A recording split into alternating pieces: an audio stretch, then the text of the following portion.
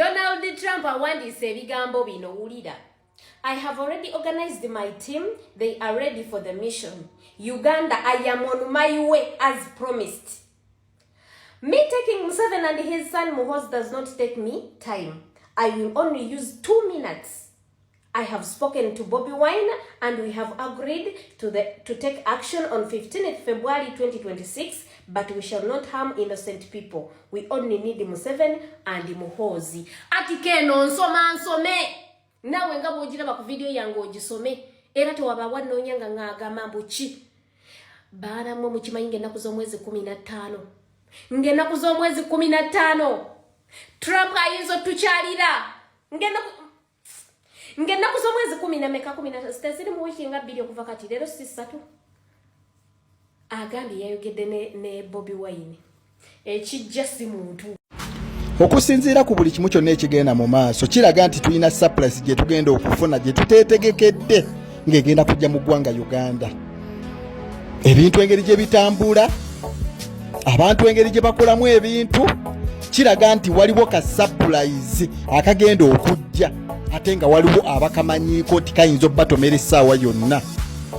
Munnayuganda, ka surprise kajja leero, kajja nkya oba kajja wiiki ejja. Beerawo ng'okimanyi nti ka surprise kagenda kujja ne bwe kanaaba kazze kagenda kusanga otya. Ako nkakulekedde. Mujebaleko gye mugenda maaso n'okutuusa kw'engalo. Amawulire agagenda maaso n'okusatulatinga ga kiwandiiko kya Donald Trump kye yawandiise n'agamba amaze okwetegekera olutalo ne Uganda. Amaze okwetegekera olutalo ne Uganda. Mu kiwandiiko kino ebintu bino yagambye okusinziira ku pulaani eziriwo amaze kwogera ne Robert Kyagulanyi Ssentamu aka Bobi Wine. Kigambibwa nti nnaku z'omwezi 15 February omwaka guno mu omwezi tulimu ja kubeera lutalo.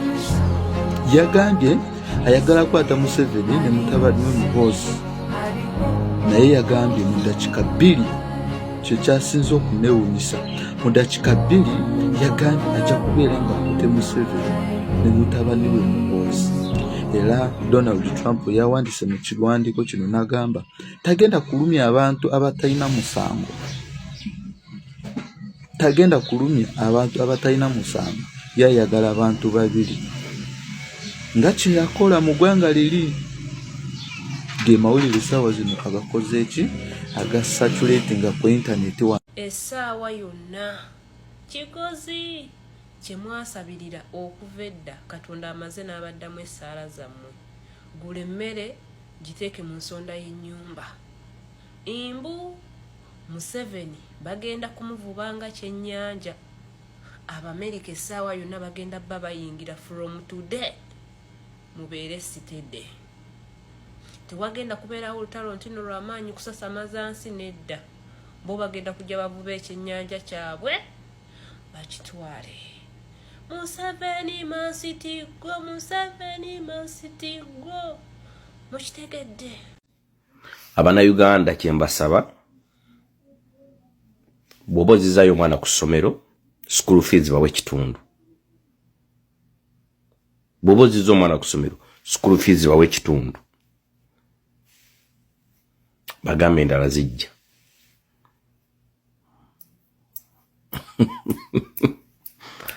Kakati waliwo abasiba bateeka lwaki Kyagulanyi yeekweka. Museveni bwe yali agenda okulwanyisa Obote yasulanga ku muzigo ki. Bwe yavanga mu nsiko ekiro n'akomawo kale emisala bwe yabeeranga mu nsiko ekiro n'akomawo yakomangawo waka n'asula sayidi ki.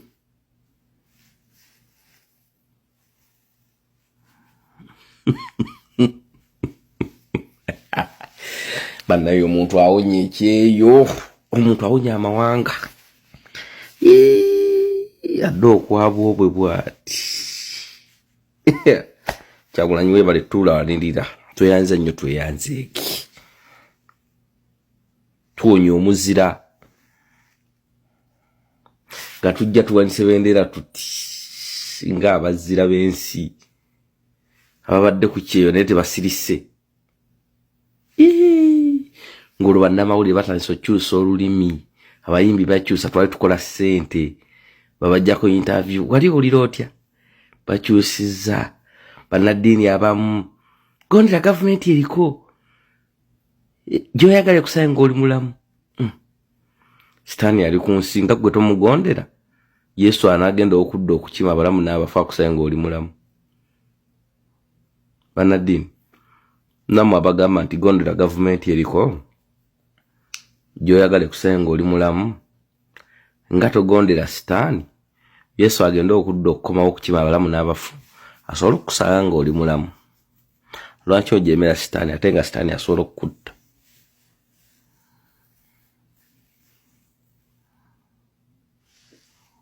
tegera yabejjanja kati bwetwogerera essaawa zino Nyando Yosoferi ali mu paniki. Nyando Yosoferi ali mu paniki era anoonya legitimacy.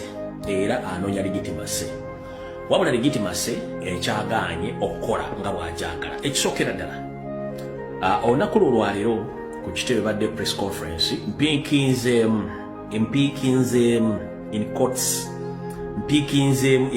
ekintu kimu nti obulu akalulu ke twavaamu kaali kafu era ng'ekibiina kya National Platform tekikkiriziganya na byava mu kulonda. Mpiikinzeemu nti akalulu ke twalimu kaali kafu era tetukkiriziganya na byava mu kulonda. Kyokka kyempiikinzeemu ekyo, ebisigadde sina komenti yabyo. Mpiikinzeemu ekyo nti akalulu ke twalimu kaali kafu era kati internationally locally buli mwakimanyi nti National Platform ewakanyiza ebyava mu kulonda. Ekempiikinzeemu kamu kokka, njala munkwate bulungi, kempiikinzeemu kokka. Era abakulembeze bagenze mu maaso ne bagamba nti etteeka lisoma nti Electoral Commission bw'emala okulangirira ewangudde erina okuuploadinga ebivudde mu kulonda ku mikutu gwayo ogwa website okulaga DRA forms, constituency, district eyawangudde gyakola ki gyewangula. Naye Simon Babakama katugenda mu mwezi mulamba tannaba kusteekayo kintu kyonna kyefaananyiriza ku buwanguzi bwa Museveni kubanga tabirina. Era ne batugamba nti bo ng'ekibiina kya National Platform balina DRA forms na buli kimu kyonna ekyetaagisa okulaga Museveni nti teyawangula, Kyagulanyi yawangula, naye kati basobola biteeka mu public domain oba byaploadinga ku mikutu gya National Platform olw'ensonga nti Electoral Commission ena basobola okubeesinga omwo okutandika okukyusa results ezo. Kane basaba Simon Bakamugenyi mbere egyo uploadinge results eziraga nti Museveni yawangula akalulu akawedde, then yo walokuza uploadinga yo National Platform eryoke eri uploading ezaayo eziraga nti Museveni teyawangula era buli kimu kifu bwe fufullo. Muza mukategedde nako mpiikinzemu point B eyokola ki eyogamba nti okulonda kwali kufu kuba it is official now, it is known worldwide. Eyokubiri kwogamba Simon Ogeri Babakama nti uploading results eziraga nti Museveni yakola ki, Museveni yawangula zaatalina kuba tajja zirina ne bo bazina original eziraga. So kyempiikinzemu kyokka ekyo, ebisigadde bakomrade saagala munkubira essimu, saagala mumbuuze kyekibaddeyo, lwaki wakoze kino. I'm very sorry.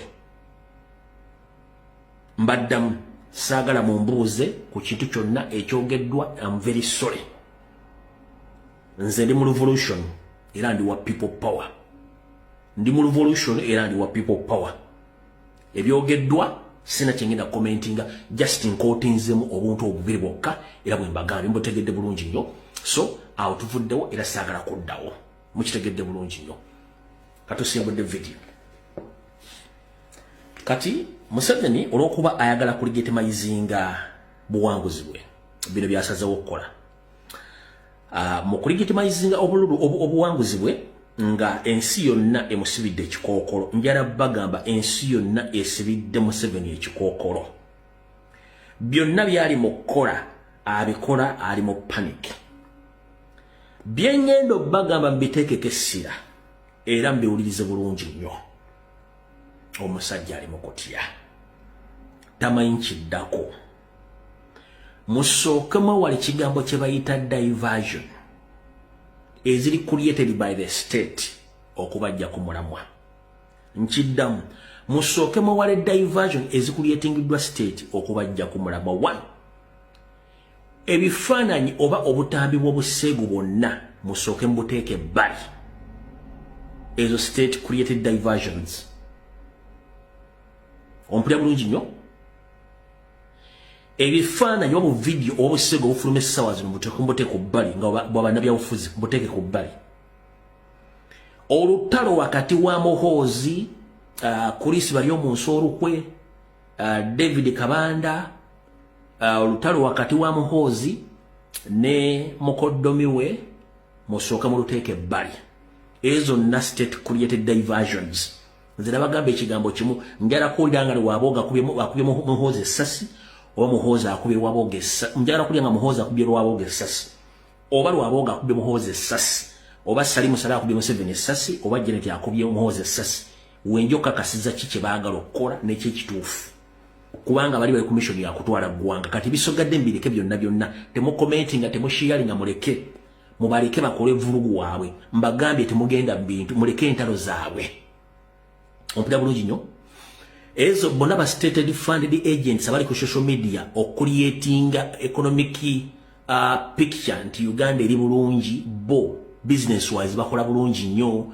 Bana batekawo restaurant isimo batandise business zidduka mangu ono yaguze mmotoka ono yazimbye ennyumba ya buwumbi. Those all are state funded stunts and diversion okubajja ku mulamwa. Teri mugaggalaga bya bugagga bwe, teri mugaggalaga butya bwafuna nsimbi na kweraga kwenyu.